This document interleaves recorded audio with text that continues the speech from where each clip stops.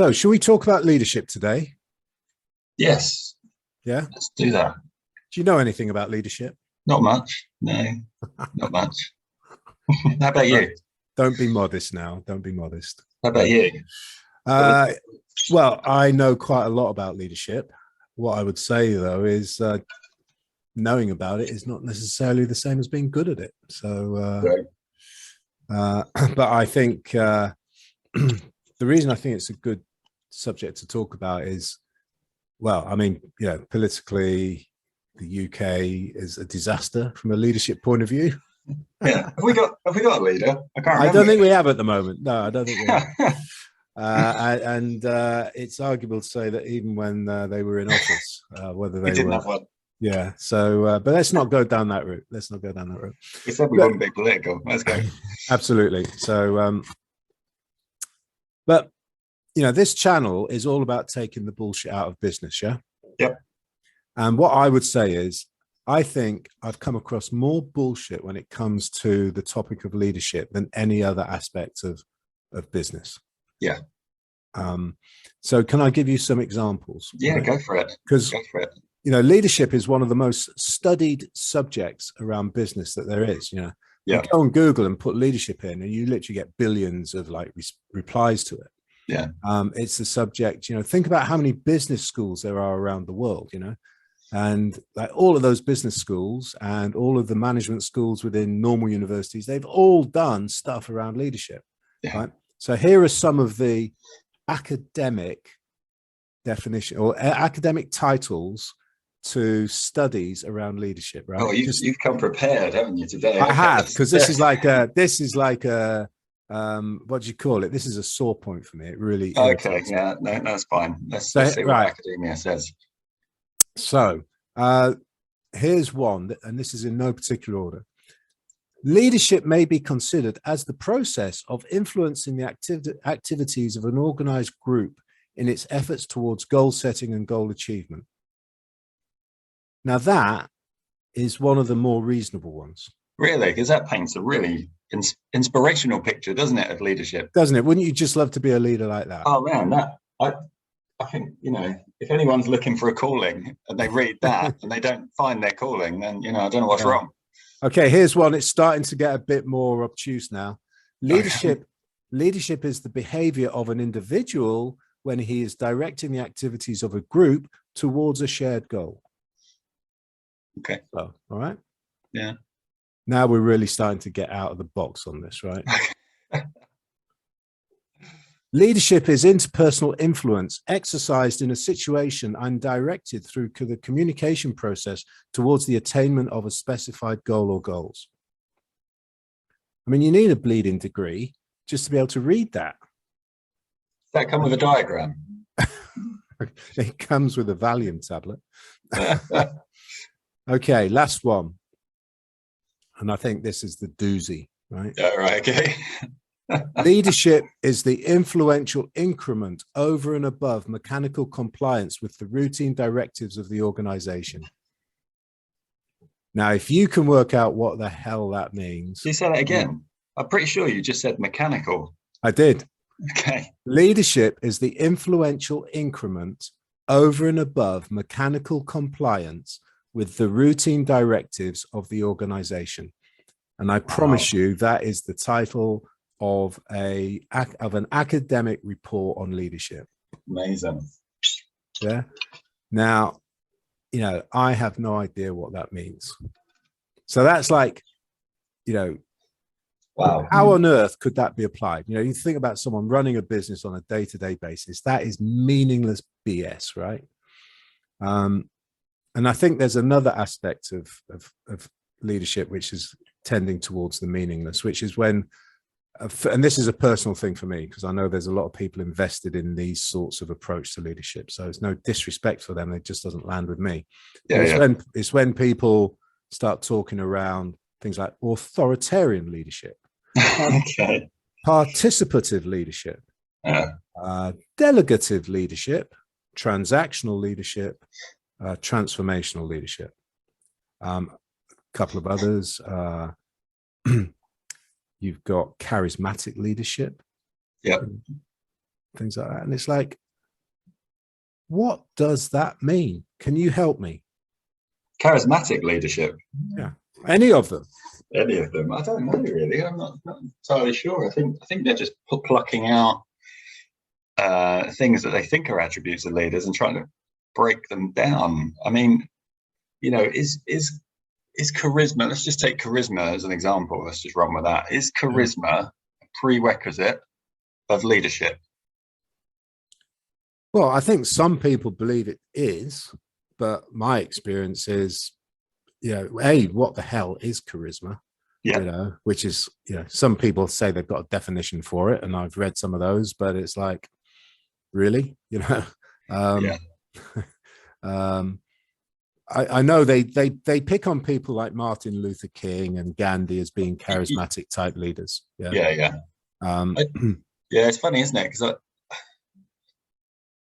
carry on. Sorry, carry on. And funnily enough, I mean, when I was looking at this stuff, you might think they would categorize someone like Churchill as a charismatic leader, but actually they didn't. What they categorized him as was a situational leader, someone who was like brought in to deal with a particular situation, and then of course, you know, after that situation was handled, he was then voted out of office.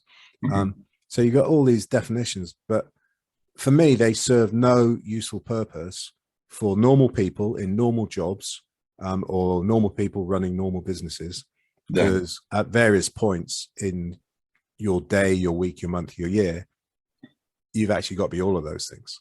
Yeah, absolutely. So what is leadership to you? For me, it's something that inspires. That's I mean, if I was going to put it in a single word, it's someone that is inspirational or inspires action, and belief, and support. And so, you know, I did this paper years ago on, you know, leaders versus managers, because, you know, that was a bit of a hot topic at the time. And, you know, my argument was that you needed both in a business. Because they serve different functions. And I think they get blurred a lot. We end up placing this kind of mantle of leader on what is effectively a manager and expecting them to work miracles, and they can't. But for me, I think it boils down to inspiring.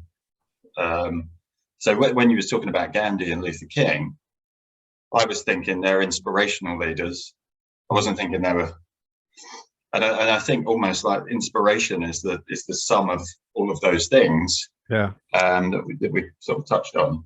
And so I've got a model that I've used in the past, which is around credibility, because that's another important, you know, piece of that puzzle with leadership is credibility. And I was just sort of running around that in my head, thinking, right, what are the components of that?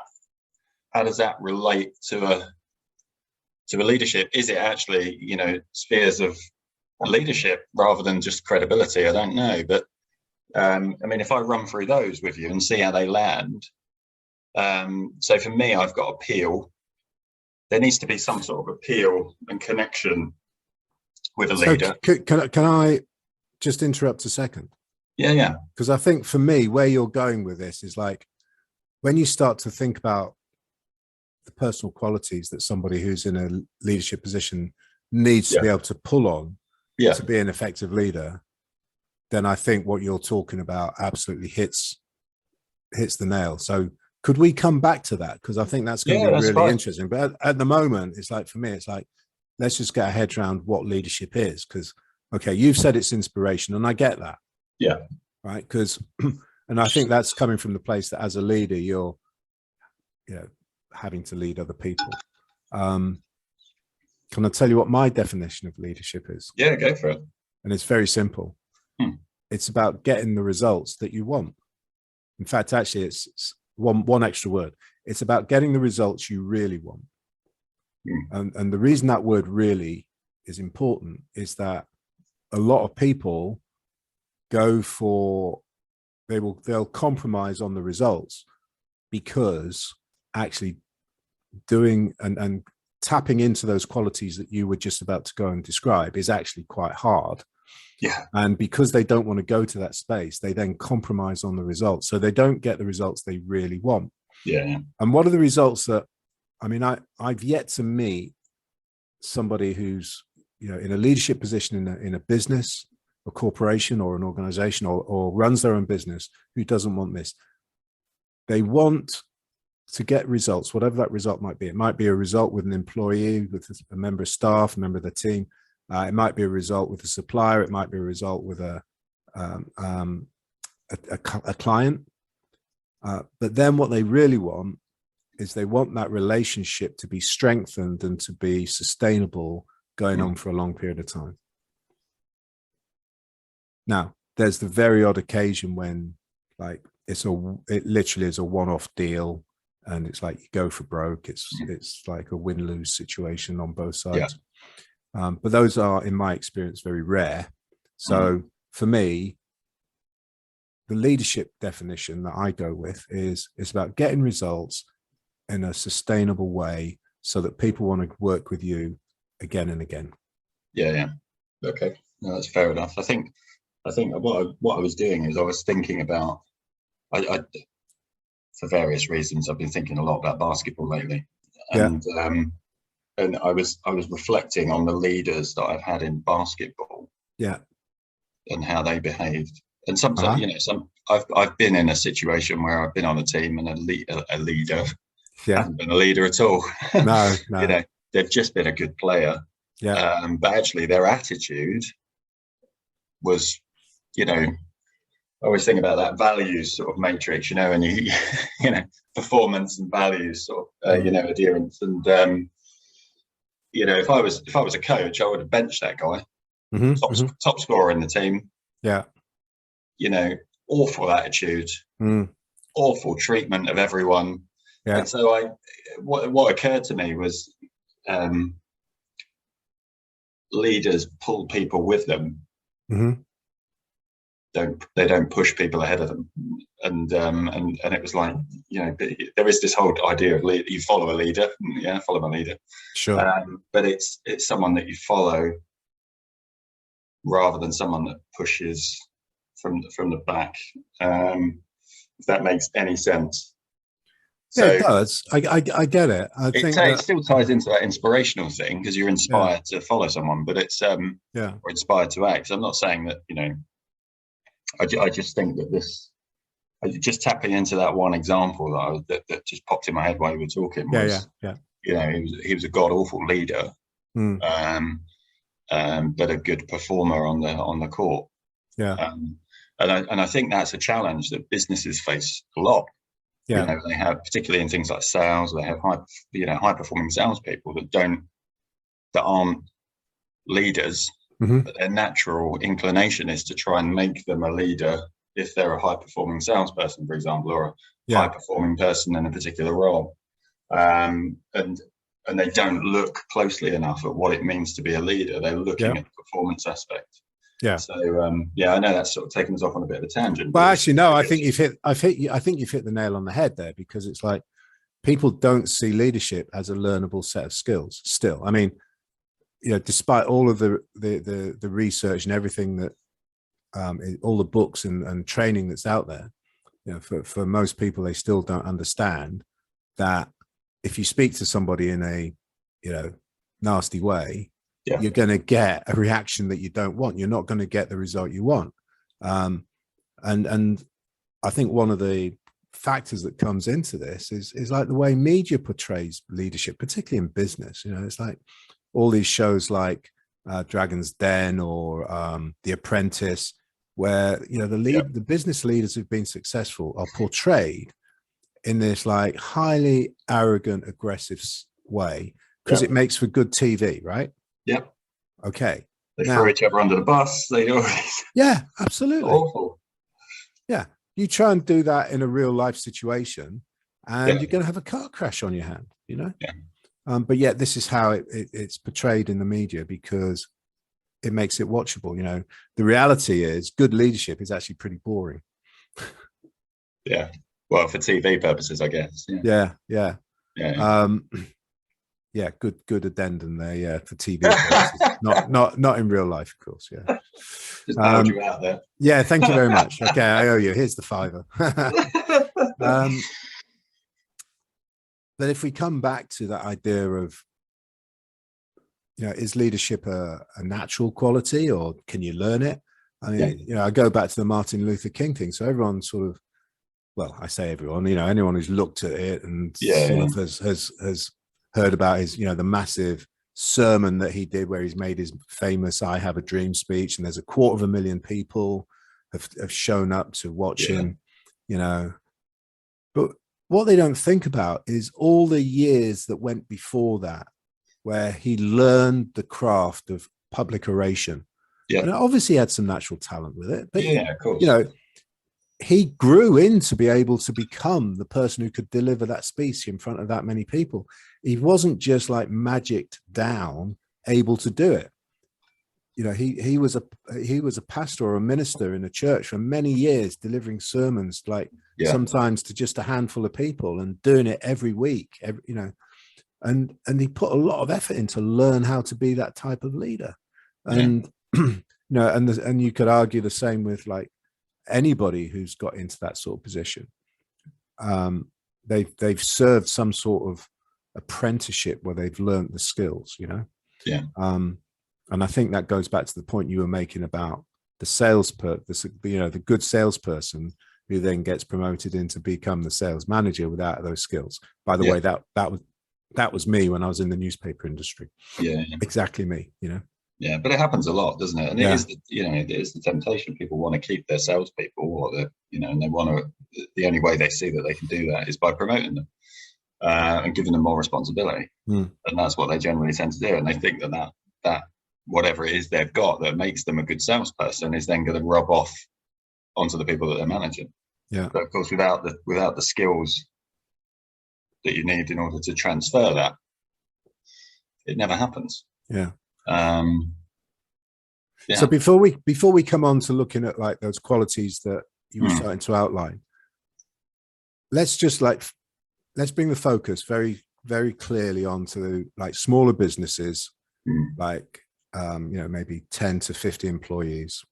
I mean, the principles we're going to talk about apply in all sizes of organizations, but that's really our sweet spot. So you're a business 10 to say 50 employees. What happens when those leadership skills aren't really in place? What are some of the things that start to go wrong?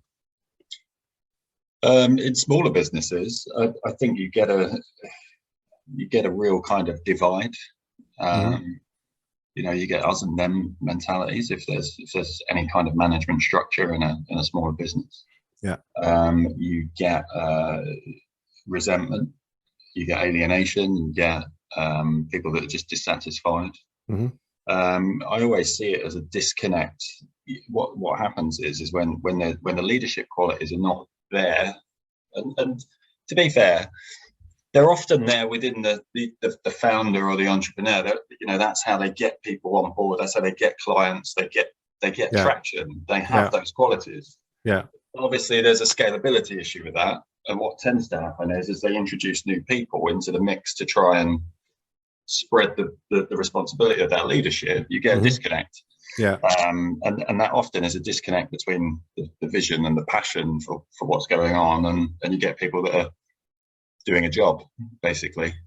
Well, I think what you've hit on there is something that I've bumped up against probably in every small business that I've coached, and that is the difference in mentality between the person who set the business up and then the people they employ. It's what I call the entrepreneurial gap, or the entrepreneurial thinking gap.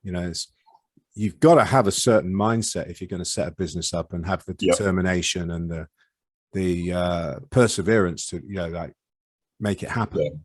And of course, if you're an employee, you've got an employee mindset, then the chances are you just want to do a job. Clock in, clock out. I mean, not necessarily as blunt as that. I'm not saying but it is that. But essentially what the gap is, that what you don't want is to have the uncertainty of whether you're going to get paid at the end of the month. And if you're going to be an entrepreneur, there are going to be times in your career, certainly in the early stages, before you've got something that's like up and running and sustainable, where you aren't going to be sure that you're going to get paid at the end of the month. Yeah. And that's a scary proposition for a lot of people, and why a lot of people don't go into business, because they don't know how to handle that. And there's all sorts of ways you can handle that if you want to. But for me, that's like a major difference between what I call the entrepreneur mindset and the employee mindset. Yeah. And that's not to say that employee mindset are any less intelligent or any less not at driven all. or It's anything just- like that. It's just it's just around the certainty, really, of what's going to happen at the end of the month. Yeah. For me, I could be wrong on that. No, I agree. I mean, you do get employees that are leaders within businesses, you know. Yeah. But I think when you're starting out in the period that you're talking about, that sort of 10 to 15 staff, that's a difficult thing to get a balance of, I think, because obviously the owner is still quite protective of their baby. Yeah. And they look to bring people in to do a job. Absolutely. To scale the business, and that's the challenge. And then obviously what that causes is a strange dynamic when they do recognize that they need additional leadership. Is they immediately look to who they've got, who are performing well, to try and bring up and bring into a leadership sort of role.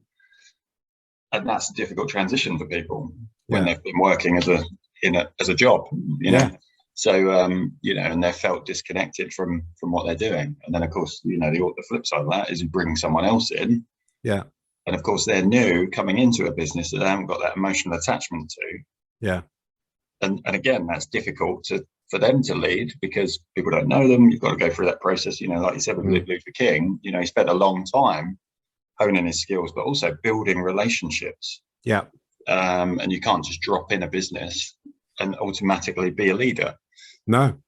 And again, so it's a bit of a double-edged sword for businesses of that size. How do they navigate that? And Actually, I just said no when you said you can't drop into a business, just drop in and be a leader. Actually, I don't think that's true. I think you can, if you know what it is to be a leader, and you know that when you get dropped in, there's going to be uncertainty. There's going to be a lack of trust because people don't know you.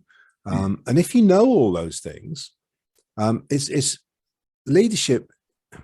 Yeah. I mean, I guess at some sort of functional level, you've got to know about finance. You've got to know about marketing, sales, and all that sort of stuff. Yeah. But actually, the thing that really marks out the difference is the willingness and the ability to actually think about those issues of trust and uncertainty, because when those are active within a business, that's when people become defensive. And so talking about things that go wrong, it's like if you've got a way of being that doesn't promote trust and promotes uncertainty, then you're not going to get the best out of your people. No, exactly.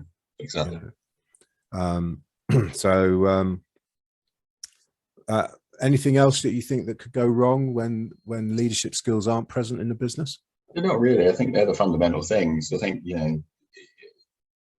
performance obviously suffers as a consequence, but that's always going to suffer as a consequence of those things. So and ultimately that's the measure, isn't it, of a leader? Is the performance. Well, so in a way, that's coming back to what I was saying at the beginning about my definition. It's the results you really want. About getting results. So the performance suffers. And of course what that then speaks into is, and I had this a lot, particularly when I was in the corporate world, is because you've got that focus on results, and quite rightly so. I'm not saying there should not be focus on results. I mean, at the end of the day, that's what businesses are about. Any organization is about results. It doesn't matter whether it's a not-for-profit or a profit, So focusing on the results is key, but it's like, what if you're focusing on the results at any cost, then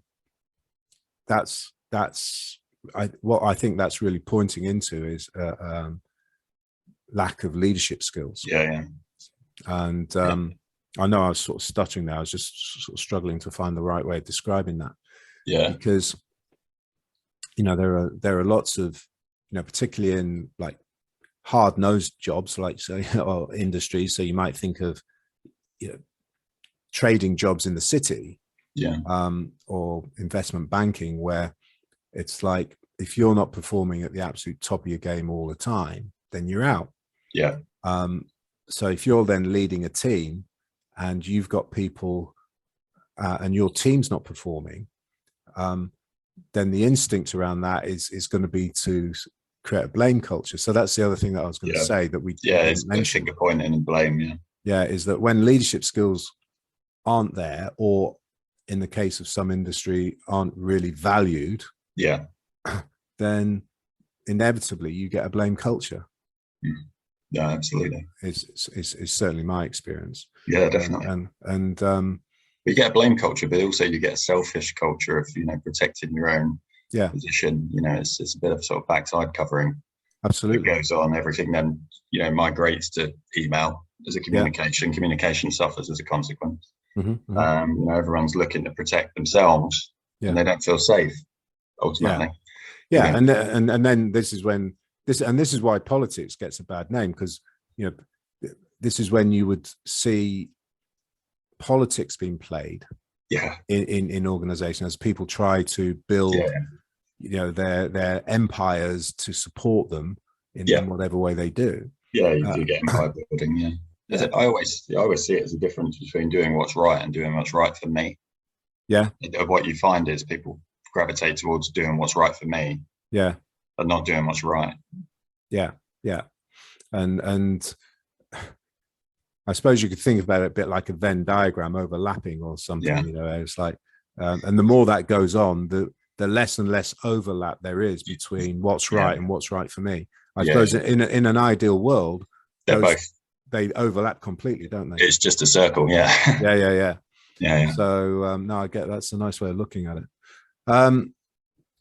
So okay, having looked at like what goes wrong, then what are you going back to your point then, what do you think are the qualities that leaders need to have, or what are those circles I think you were going to describe a bit earlier? I mean, mine's a Venn diagram around credibility, and I think you need credibility in order to be a leader, so that's like a core component. But it's I think these are just areas, I think, of to consider. So there is this is a Venn diagram with, you know, credibility is in the middle, 3 circles. So, you know, on one side you've got appeal. You know, you need to appeal to people. You know, if Martin Luther King didn't appeal to anyone, then he wouldn't have had anyone at that sermon.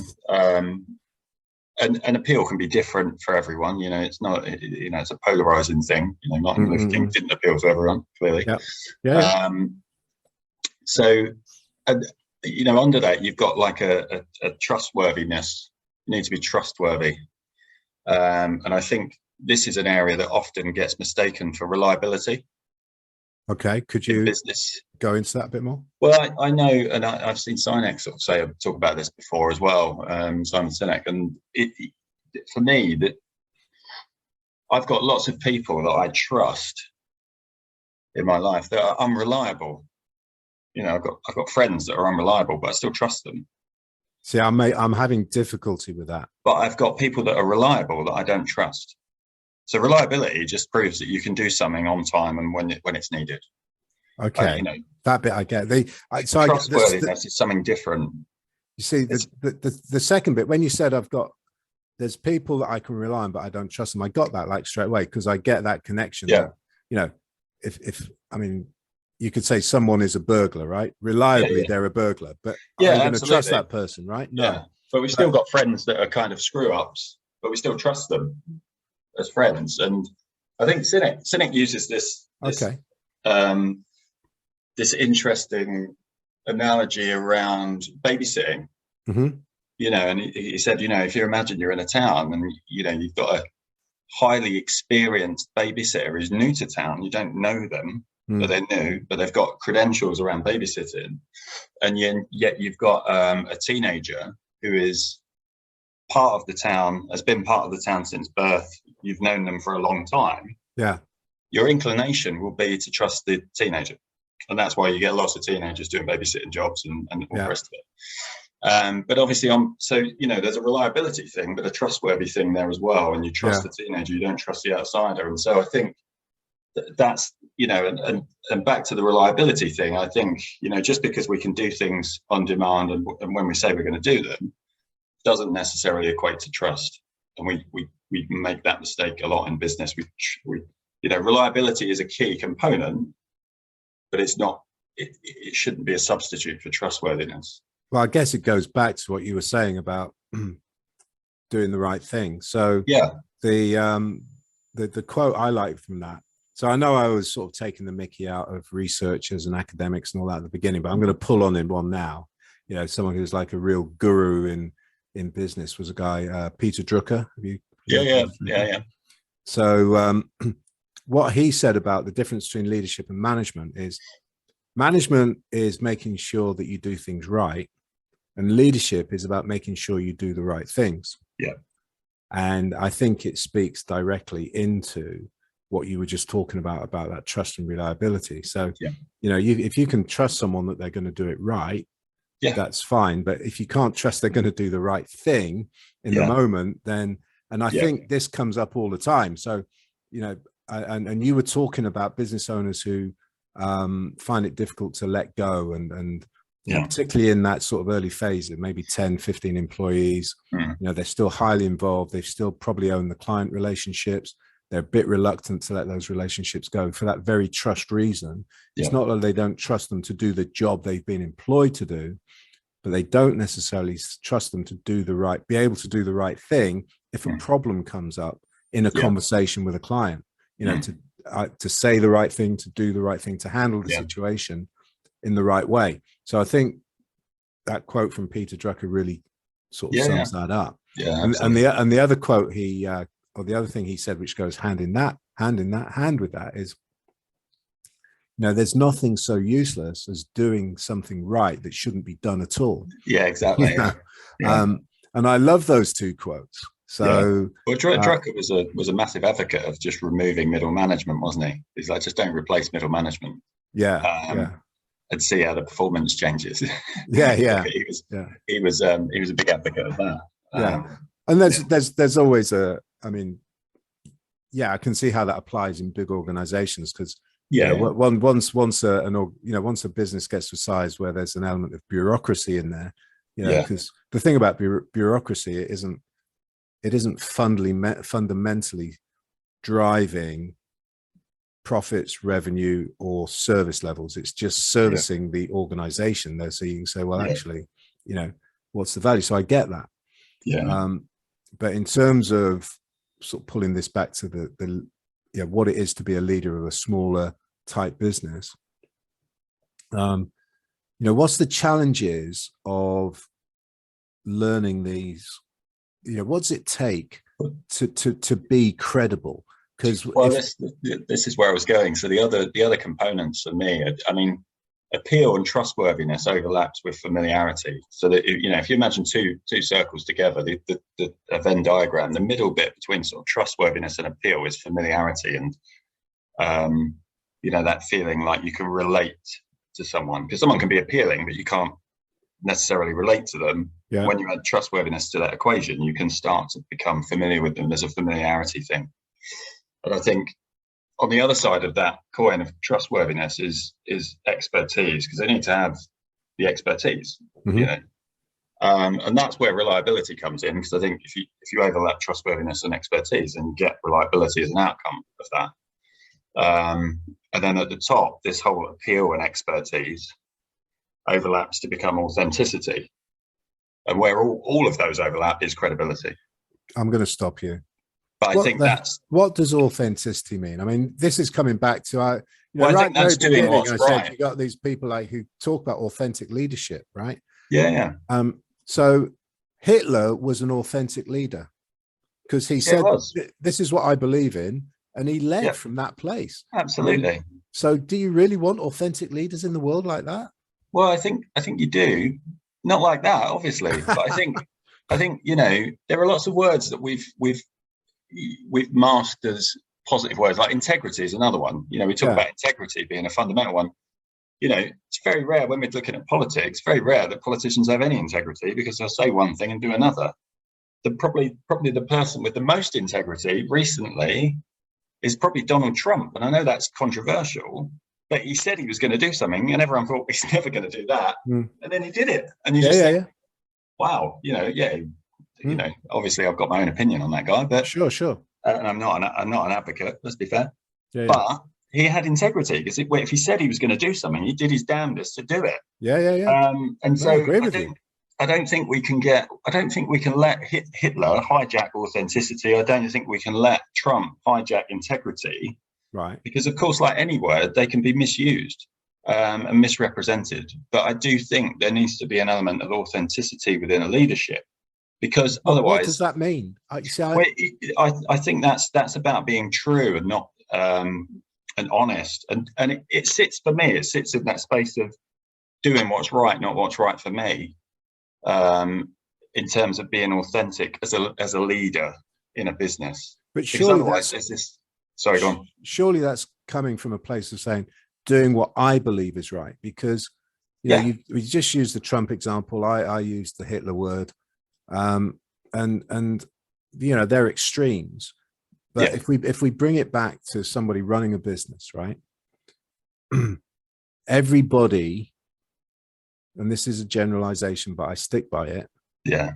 Everybody in the moment does what they believe is right. Yeah, absolutely. In the moment.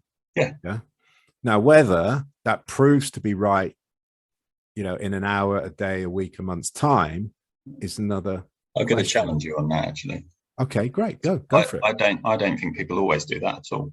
Okay. What do you think? Because I think people have intuition that they ignore in those circumstances. And we've all had that situation where we do something and then we say, shit, I wish I'd have done that. I wish I'd have listened to my gut and done that.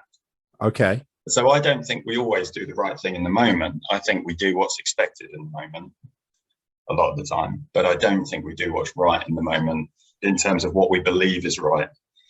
And I think the more detached you get from that intuition, the more likely you are to play safe, to do things by the books, and then you're not by the books, but do the predictable thing, the safe thing.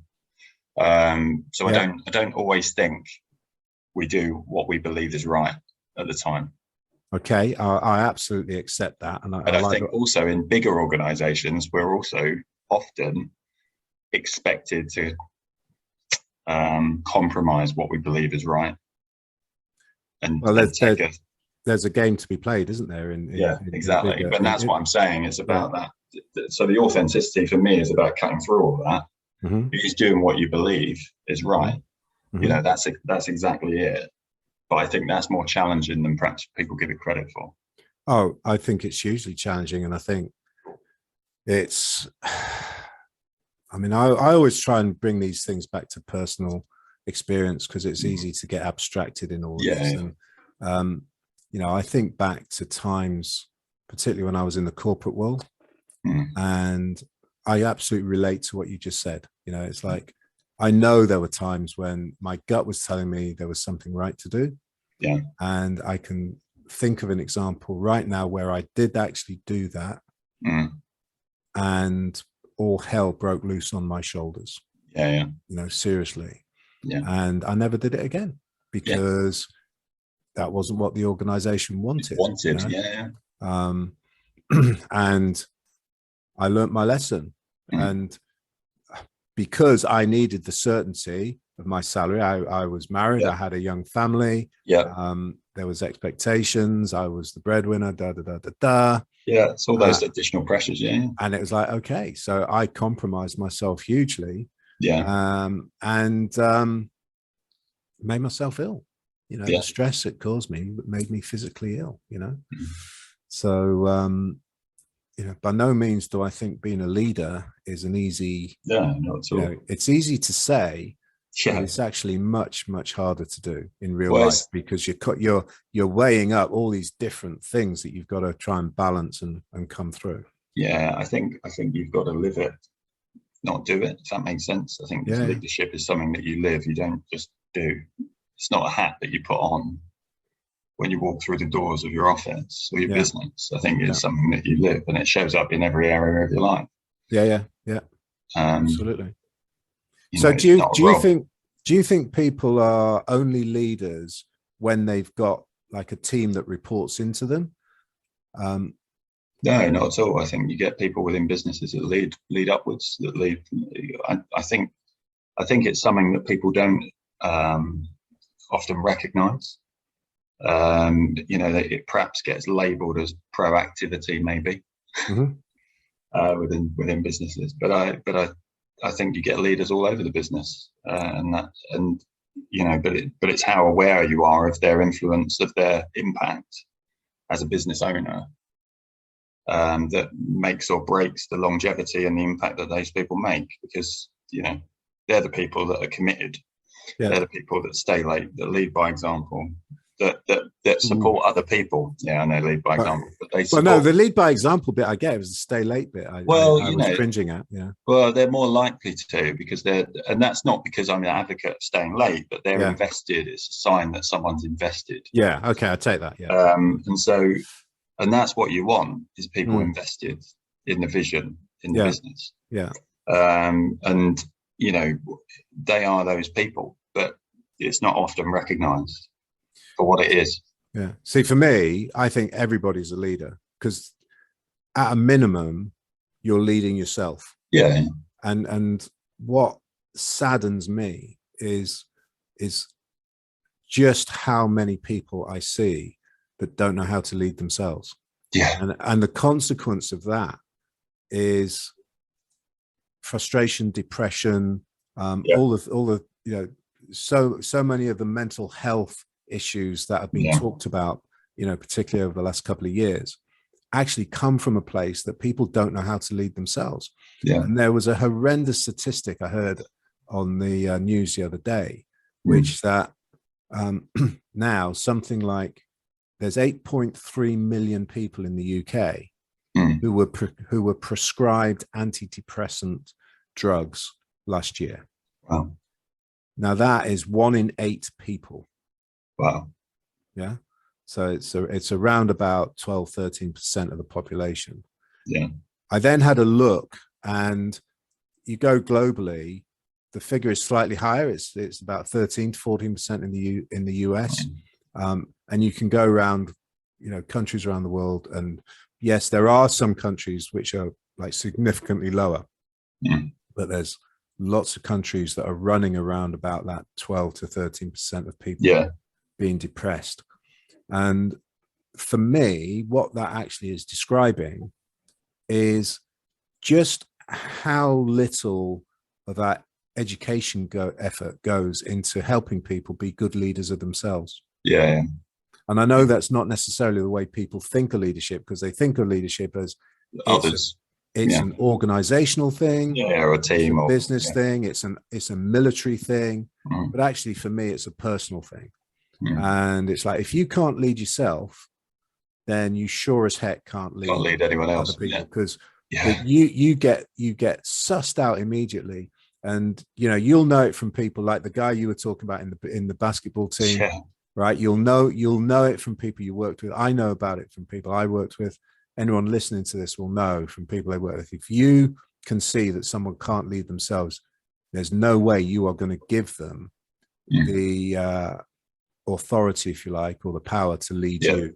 You know, you might give in to them because they've got the power position and they can censor you if you don't follow their orders in a military fashion. By authority, but you won't give them the ability to lead you, because it comes back to what you say, because you don't trust them, because you think, well, that person can't lead themselves, you know.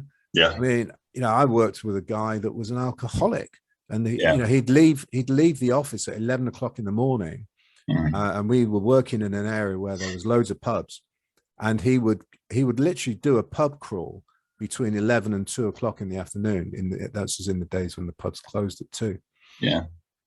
And so that nobody could see him in one pub for more than like 15-20 minutes.